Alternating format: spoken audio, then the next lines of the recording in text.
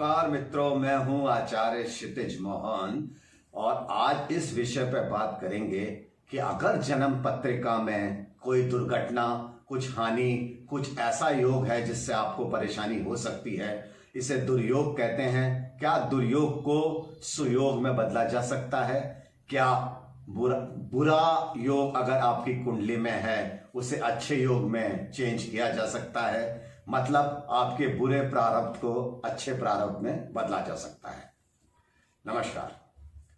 अभी इस विषय में बात करने के लिए मैं आपसे सबसे पहले एक निवेदन चाहूंगा कि आप इस कुंडली के विषय के बारे में जानने के समय इस चैनल को सब्सक्राइब करें, क्योंकि आज बहुत इंपॉर्टेंट विषय पे हम बात कर रहे हैं।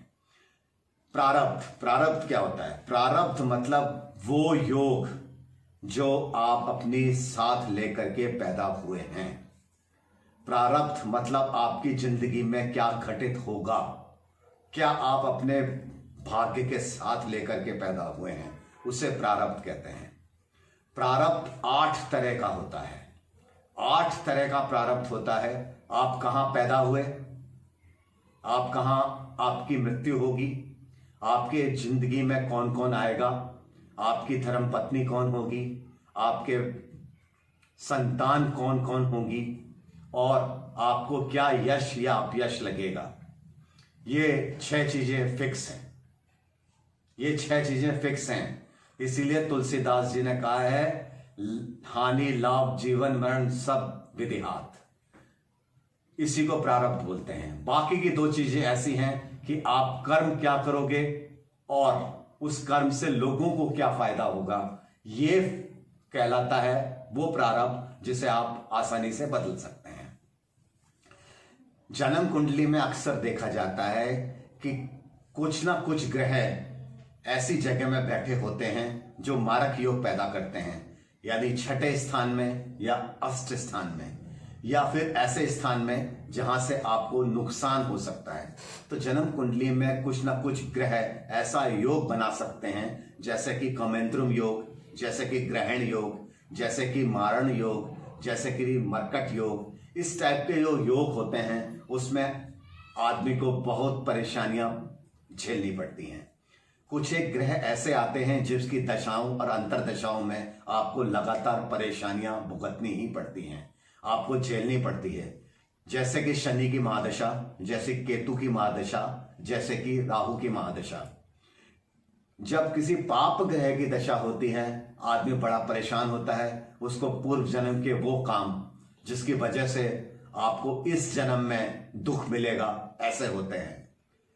इसके लिए सबसे पहले कर्म की व्याख्या समझनी पड़ेगी। पिछले जन्म में जो कर्म किए वो कुछ संचित कर्मों में चले जाते हैं, और जब हम इस जन्म में पैदा होते हैं वो संचित कर्म क्रियमाण के रूप में आपके सामने आ जाते हैं और उनका फल आना शुरू हो जाता है। जबकि इस जन्म में आपने कुछ पाप नहीं किया होता, तो इस जन्म में फिर भी आपको दुख मिलता है, जबकि आपने कोई पाप नहीं किया। तो इसका मतलब पूर्व जन्म के जो संचित कर्म हैं उनके फल आने का समय आ गया और इसमें आपको परेशानी आ रही है। अब जो प्रारब्ध है, अगर आप खराब प्रारब्ध के साथ जीवन यापन कर रहे हैं, तो क्या खराब प्रारब्ध को, खराब समय को हम अच्छे समय में कन्वर्ट कर सकते हैं, बदल सकते हैं? तो जी हां, हम बिल्कुल बदल सकते हैं।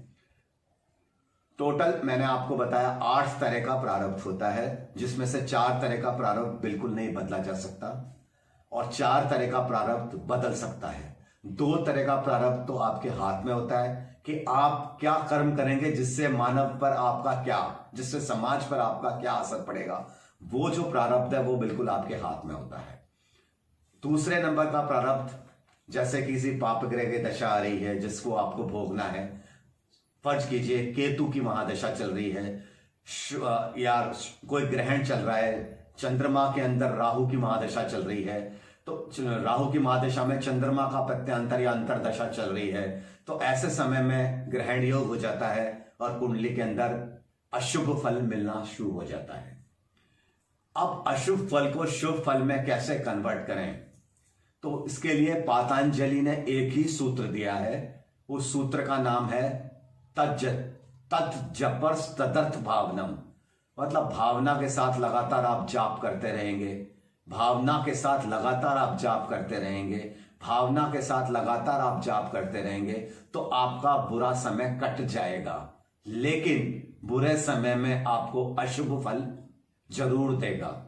अगर आपका समय प्रतिकूल है तो नुकसान तो होगा, लेकिन उस समय को आप खुशी पूर्वक बिता जाएंगे और आप बहुत ज्यादा नुकसान होने की भावना अंदर महसूस नहीं करेंगे।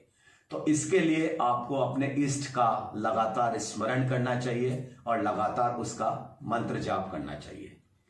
अब कुछ कहते हैं कि अगर ग्रहों के जो मंत्र हैं इनके जाप करा दिया जाए, किसी पंडित किसी आचार्य के साथ बैठ करके ग्रहों के अगर जाप करा दें तो शुभ फल मिलेगा।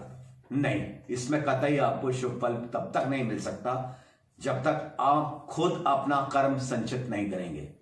किसी और के कर्म का फल आपको नहीं मिल सकता, इसलिए आपको खुद ही अपनी कमाई करनी पड़ेगी, खुद ही कमाना पड़ेगा।